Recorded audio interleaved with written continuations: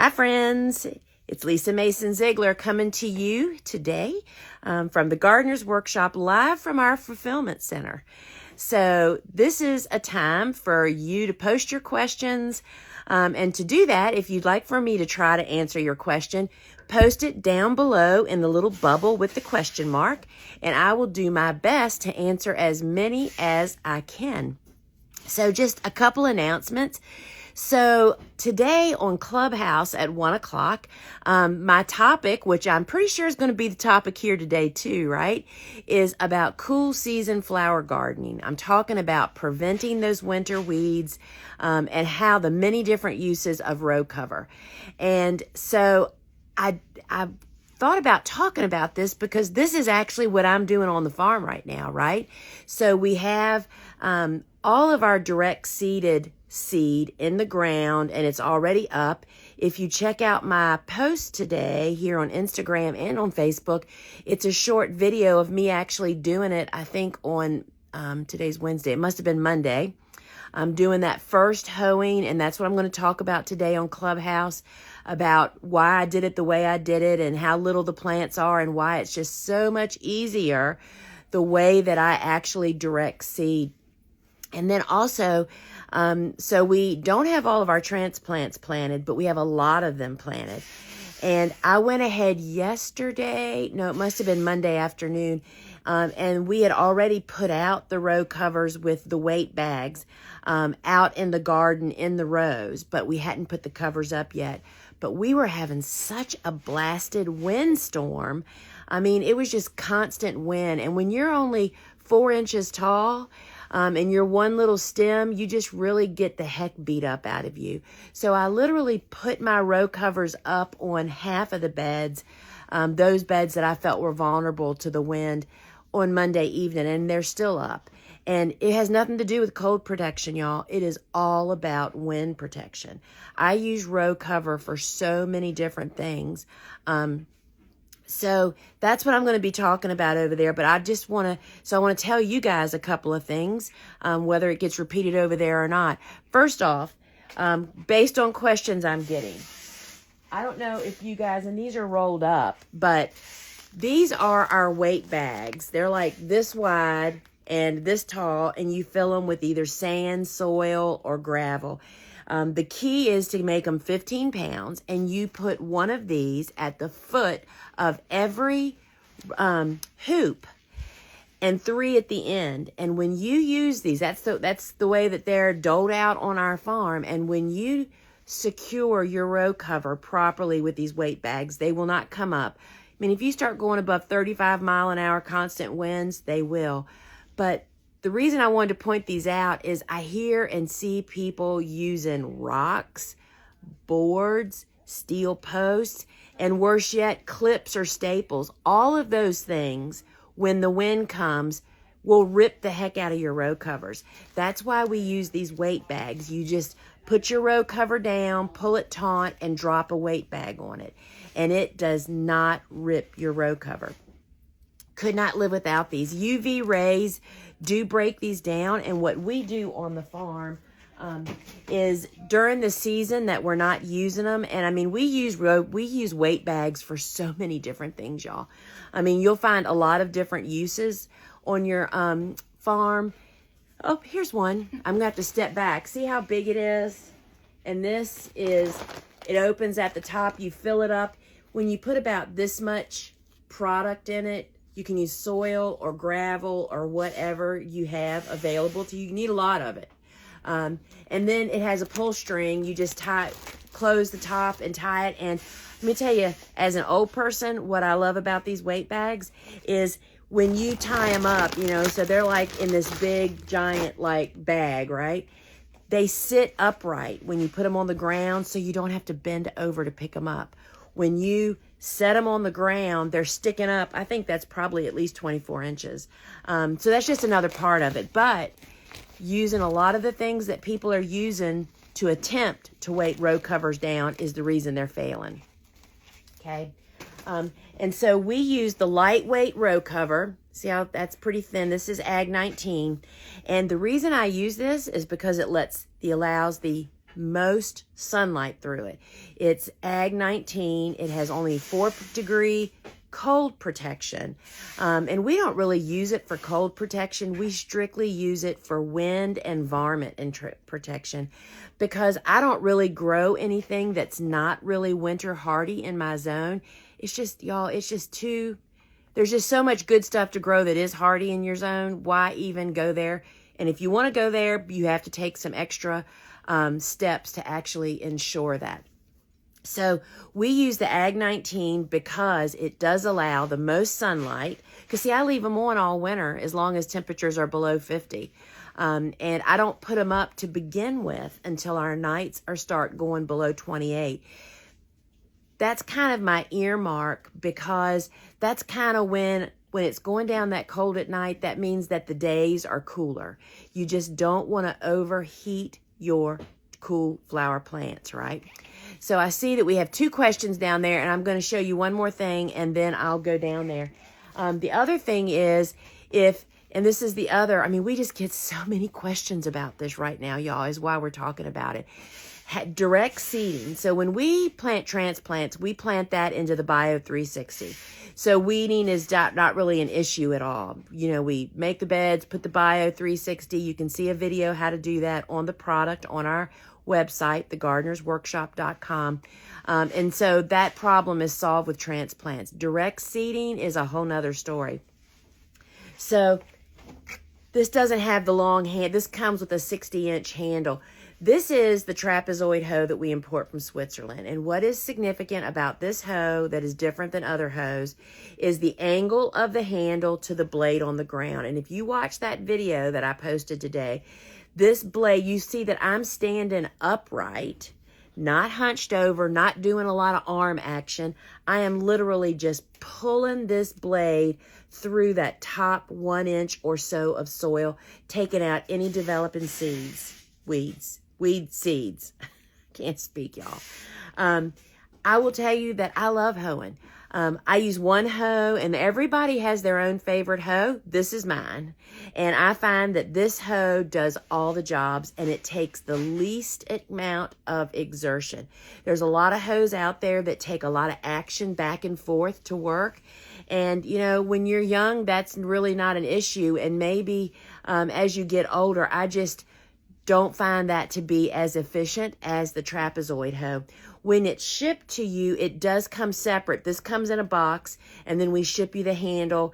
The screw that you attach it with is included.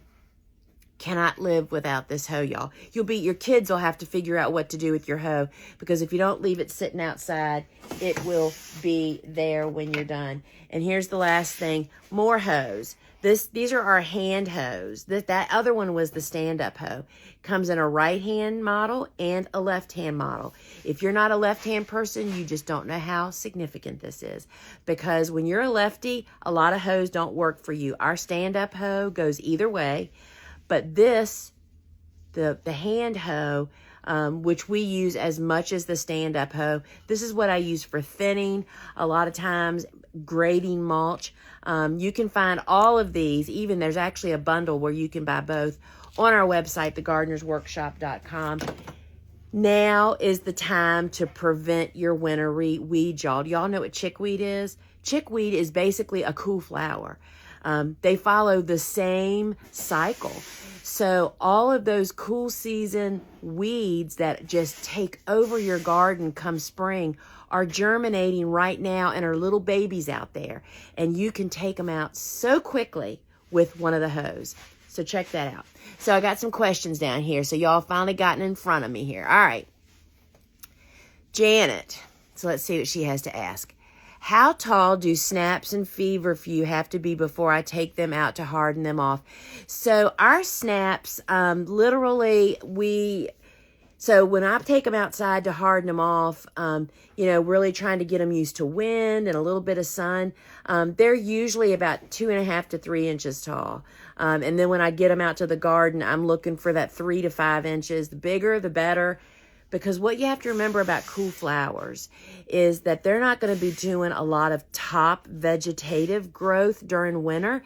You're going to plant them and they're really going to be putting down roots. So you don't want to put a puny little plant out there because it may not make it through winter.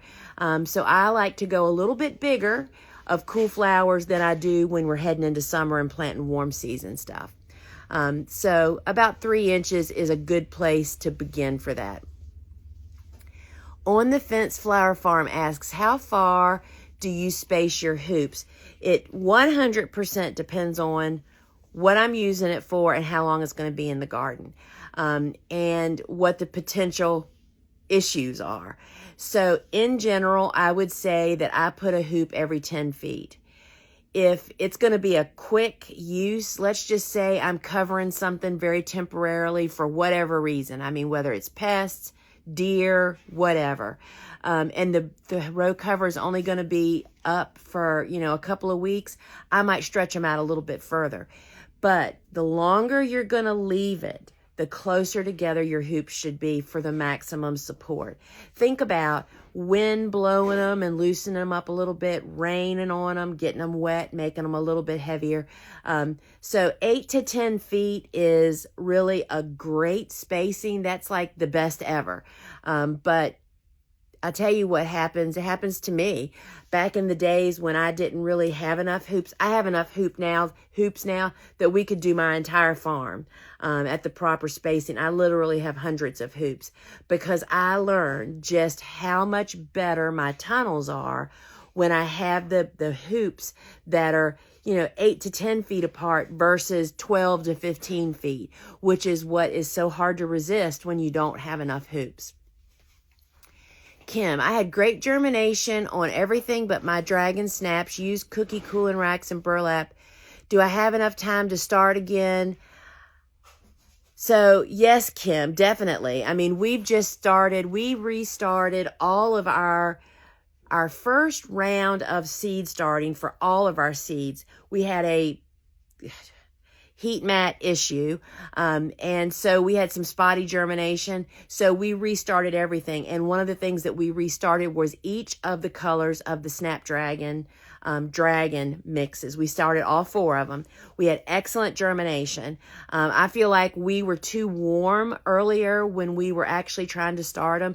So yes, we are still starting. Bobo has seeds to start this week and next week. As long as you have the bed ready and waiting, you can really push the envelope on planting transplants. As long as the ground's not frozen solid, you're good to go. So definitely start them again. And I tell you, almost every time that we have poor germination on something and then we restart it and we have excellent germination out of the same seed packet, y'all, it's almost always the temperatures. I have Snapdragons that didn't really bloom at all this season. Can I cut them back to 4 inches and will they come back next year? So funny you should ask that. So you can certainly try. If you've got the space to give up, then you would definitely need to cut them back to about 4 inches tall because large plants don't go through winter very well. I will say that little cutting garden project that I have up at our the Warwick River Christian Learning Center, which is at the end of my street, it's our church's childcare. I did a big cutting garden there, and I literally left the cool flowers in that garden that bloomed this past spring. They were planted last fall, bloomed in the spring, and then we just never got around to pulling them out. The deer ate the heck out of the dianthus, but they just didn't mess with the snaps. And I thought to myself, because I didn't really have anything to put anything right there yet, I thought, I'm just going to leave these snaps in and let's see what they do this fall. And I looked at them yesterday, is why it was funny that you asked this. And I stood there and kind of studied them for a few minutes, and maybe they just aren't performing very well. There aren't very many blooms. Their stems aren't very long. So if it was me, I would probably just rip them out and start all over again. I mean, annuals are called annuals for a reason. I mean, they typically are only going to live for a year. So they may not perform as well the second time around. So I'll leave that up to you. But, you know, it doesn't hurt to try if you have the room. Let's see what this is about sunflowers. With all the rain this year, my sunflowers took up the water quickly, even after chlorine tablet leaves down the stalks. I don't know. Will all the rain this year, my sunflowers, I can't make out, she had typo there, even after the chlorine tablets, leaves down the stalks were dead. Any suggestions? If you had, sunflowers, just like a lot of flowers, are predisposed to all kinds of diseases. And if you've got dead leaves before you're harvesting them, they could have powdery mildew. They could have different kind of bacteria-based diseases. The best thing to do is to get it identified, but instead of guessing, and taking pictures of that and sending it to your extension agent, which is our state tax dollars at work, y'all. They're just ready and waiting to diagnose stuff. And I'll tell you what the experience that most people that are growing flowers have had. Agents are so interested in helping you because we have a really interesting product, right? And so they are really eager to help. So if you have pictures of that or you still have some, I would definitely work now to find out what the problem was. If you have powdery mildew or downy mildew, they're not going to last in the vase. They're just going to melt down. And then you need to get help from them on how to actually kind of address that. Ryan, I have had my Orlea seeds in the freezer for a couple of weeks and plan to direct sow this week. I have so many issues with squirrels and chipmunks, so would like to cover them with Agribon. Good idea. Think it'll affect germination to keep them covered. It'll help them positively in the best way. So what I would do, instead of using hoops, for germinating seeds like that, is to sow your seeds. And if my memory serves me right, Orlea does not get covered with soil. So you're sowing them on the surface, then firmly seating them. That's the other thing that I use my hoe for is, it has the handle on it, right? Is after I sow the seeds in those troughs, I just go along and pat the soil with this to kind of firmly seat them. And that works really, really well. Then lay your row cover, no hoops, directly on top of the bed and weight it down. And that will not only help retain moisture, but it will keep the squirrels and those creatures out that actually uproot that kind of stuff. We had major disruption last year.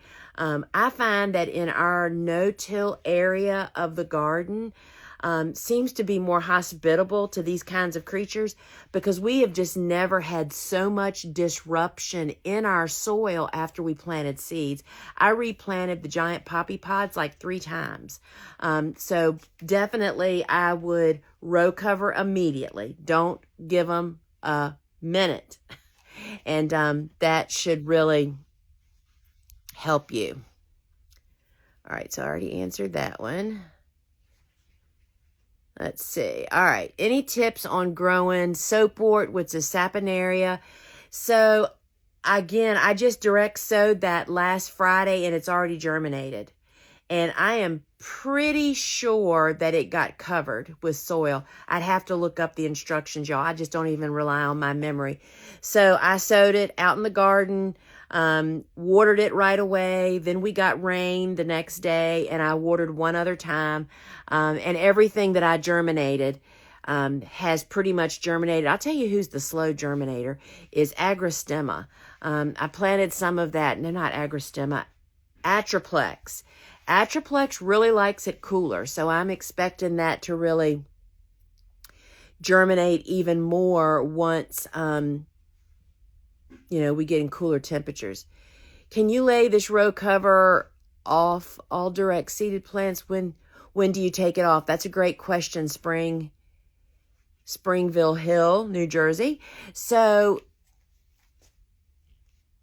when you use row, because I had to stop and think, when you're using row cover directly on top of plants without the hoops, what I would do is once the seedlings are, tall enough, you can take it off. However, if you're having varmint troubles, you might just want to add the hoops at that point, because the reason you put the cover directly on it at the first is it really helps to retain moisture a little bit better than using hoops with the row cover.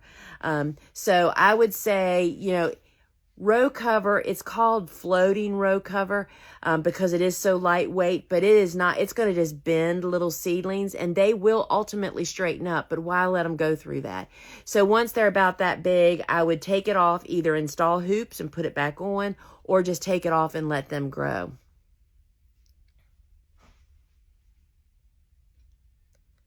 All right. I want to try to sell like maybe 20 bouquets a week. So how many of each seed should I sow? Well, that's like the $1 million question, right? So first off, you have to know that the spring flowers are not nearly as, there's not as many focal flowers.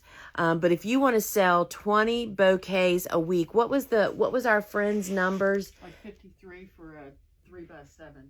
So we had a customer that she actually does not sell flowers, but she has a gifting program where it's the sweetest story ever, gives these bouquets away. She had like a bed that was only like 3x10, and she literally gave away 53 bouquets last year. But that's in summer. Spring flowers are not as filling. I mean, it's a struggle for us every year until the summer flowers really get started you end up putting more flowers into a bouquet. And there are so many variables in that, but if you want 20 bouquets a week, I hope you have some focal flowers beyond cool flowers like peonies or tulips, some of those bigger flowers to fill in with that. But 15 to 20 feet of each of the flowers that you're growing for probably at least 5 or 6 different varieties of flowers, or more variety with left 10 foot of each of those flowers. It is really hard to say, and that is where, that's one of the things we talked about. Jenny Love's course is closed now, but one of the things that I learned from one of her students I interviewed yesterday was learning from Jenny about so many of the woodies that she has planted that are priceless for spring foliage.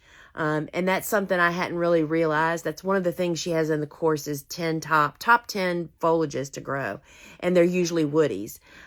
So sorry I can't be more help with that. But 20 bouquets is right many. And you need to have some good filler and focal flowers that you can actually count on. Why are my snap babies still so small? They're about 1.5 inches tall, sown in August. Well, that would definitely be your growing conditions, whether it's the temperature of the room. We feed once a week, and you can even feed. So I feed once a week according to the instructions on the Neptune's harvest.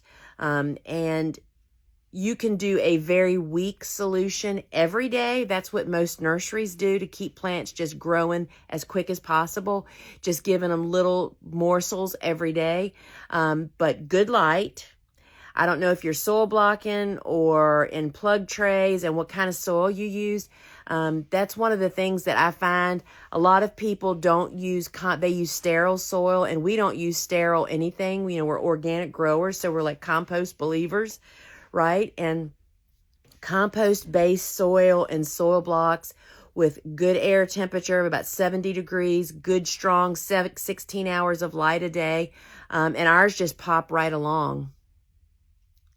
But those are the things I'd look at. How do you protect your field crops in bloom from a random late frost or freeze? Well, we've never had a late freeze. Well, I take that back. So April 22nd, like 4 years ago, we had, low 20s because it did actually snap our peonies. If that happens, there's a lot of different ways you can deal with frost, whether it's overhead sprinklers that come on. It's early hours of the morning when it's the coldest, and then it's when the sun hits the frozen vegetation or blooms that causes the cells to rupture and causes the damage. You can use overhead sprinklers. You could check into that, especially if you have a lot of space.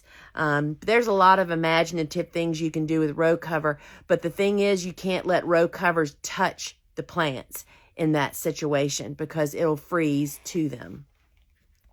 But it's not usually a problem. By the time we're getting blooms, we're usually so far past, stuff like bachelor buttons and poppies, which are blooming typically the end of March, they just seem to take it in stride. So it was those really important things like peonies that I would be kind of concerned about. When do you start feeding? As soon as the plants germinate, or do you wait after they reach a certain size? So if you're talking about transplants that I'm starting inside, so once seedlings are moved, everybody in my grow room every Monday gets food, except those that are on a heat mat or in a germination chamber. So that means once they're moved from the germination stage over to grow lights, everybody gets food every Monday. And that just allows them to just really take off. Will you continue to use Neptune's Harvest once you plant out in the field this fall? So no, not this fall typically. So when we prepare our beds, we use the dry organic fertilizer. We sell it on our website. It's a chicken litter based OMRI certified food. All of our beds are prepared with that. So there's food already ready and waiting out there. The transplants have been fed regularly until they got there. And then once the temperature drops, I don't know what the science temperature is, but it's like below 60 degrees, kind of everything stops. Everybody just stops work and like takes a break for winter. And so those plants, will you close that gate, please, Rhonda? He's just been darting out. I don't know what his problem is. Thank you. So once the temperatures go down, there's not a lot of feeding going on, even if you were to use something. Then once very early spring comes and we start doing a little weeding out in the garden, whole weeding, mulching, whatever needs to be done, or netting, we can foliar feed with Neptune's Harvest again, but we really rely on that dry fertilizer to get us through. You can run Neptune's Harvest through your irrigation, which is another option, but that's a whole nother can of worms. All right, we're getting down. Have you ever tried to overwinter scabiosis planted the previous spring? I have not. And again, these are hardy annuals. Of course, it depends on the variety of scabby you're talking about, but the ones that we grow, Fire King, Blue Cockadee, Fata Morgan, all of those are hardy annuals. Fama is actually a perennial, but it really can hardly survive our summers here is what takes them out. But what you may find is that you will have better results just starting them in the fall, planting them, and then getting that production next spring instead of trying to squeak that plant out. You can certainly try it if you have the space and the back labor to, that area has to be kept weeded and, all that kind of stuff. So we've learned years ago, and, it was so interesting when we interviewed Steve and Gretel, I think it was last year, before their course opened, we had did a Q&A and people were asking questions. And the famous question that always comes is that Lysianthus that were planted either last fall or very early spring that bloomed their heads off this summer, look so good going into spring to fall. You just hate the thoughts of pulling them out. It's like, oh my gosh, there's no way I'm going to do this. I'm going to leave them. And I fell for it again last year. I've been on and off fickled about this for years. And so somebody asked Steve and Gretel, do you all overwinter Lysianthus another, they look so good going into fall. And this is why I'm saying this works the same way on other stuff, snaps and scabby. And when that question was asked to Steve, he just kind of leaned back and looked up at the ceiling. He said, We have made the mistake of trying to winter over Lysianthus so many years. They look so good going into winter, but what happens is about 70% of them die off during winter from a lot of different reasons, whether it's wet feet, disease, they're more vulnerable because of their age. And then you come to spring and you've got a whole bed that has this scattered planting of whatever plant you're talking about. That's what keeps me from carrying them over another year. It's just you're better off to just restart and know that you're going to have a full bed of that plant when it comes to spring. But y'all have to remember, I am a small grower. My garden was only 1.5 acres. I was always trying to get the most from every single square inch I had. I could not afford to have holes in my beds. And it's just a gamble when you do that. So I'm going to get one last question. Spring Hill, but you can plant Lysianthus plugs now, right? Depends on what winter hardiness zone you are. But yes, Lysianthus is, ours are already planted. They are a cool flower. They are winter hardy, cool season hardy annuals. My book, Cool Flowers, says they're winter hardy to zone 7, but I am told by many growers in zone 6 and even in zone 5. But let me tell you what takes Lysianthus out over the winter. It is not cold weather. It is wet feet. You have to have beyond excellent drainage. Because soil doesn't dry out in the winter, if it rains and rains and rains, or snows and snows and snows and ices, the soil just never dries out, and Lizzies are very predisposed to diseases. So we did fall plant Lysianthus this year. I'm doing a test this year. So I bought 3 varieties, which I can't even remember what they are right now. I think it's Mariachi, Roseanne Green, and an Echo.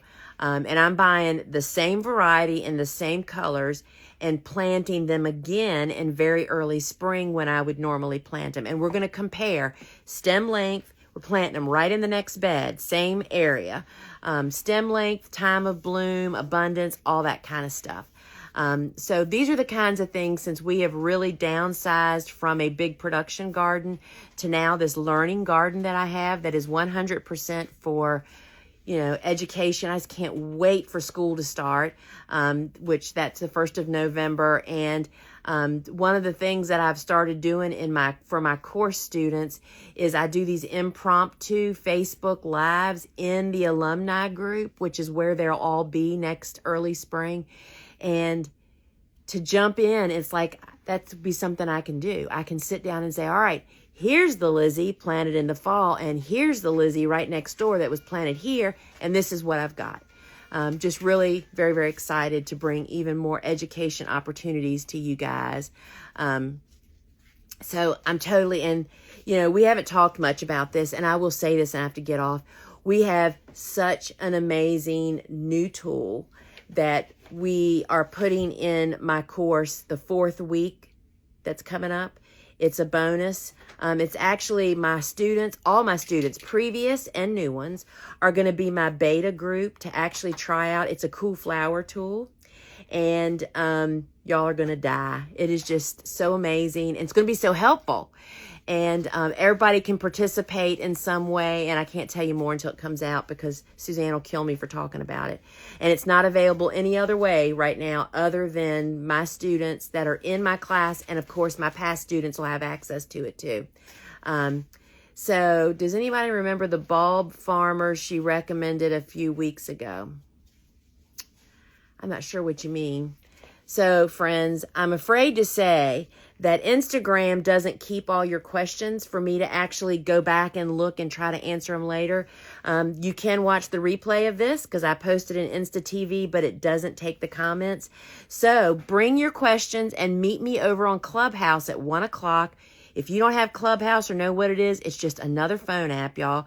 Download the phone app. You do not need an invitation. It's for Androids and iPhones. Download the app, join Clubhouse. Look, I have a club over there called Flower Farming. Join it, and then you'll get dinged when I go live. I go live at 1, and I'm answering questions there. So, friends, till we meet again, ciao.